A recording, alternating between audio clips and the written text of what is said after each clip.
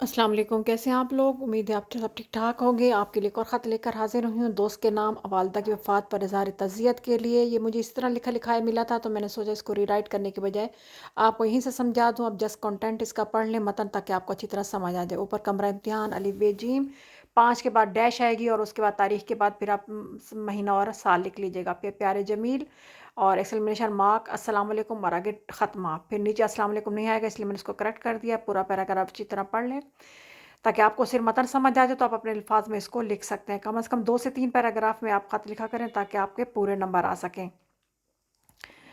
इसको अच्छी तरह पढ़ लीजिए, देख लीजिए कि इसमें जो है ना कौन-कौन से जुमले और कौन-कौन से जो है अल्फाज इस्तेमाल हुए हुए हैं। बाकी आपको ख़त रटने की ज़रूरत नहीं होती, जस्ट आप इसकी पैटर्न और उसके बाद साथ बोर्ड ने ये भी कहा है कि अगर आपका दरमियान वाला मतन ठीक होगा, तो आपको बाहर के नंबर मिलेंगे, यानी उसके दोस्त के नाम अलिफ बे जीम और तारीख़ वग़ैरह के वरना नहीं मिलेंगे।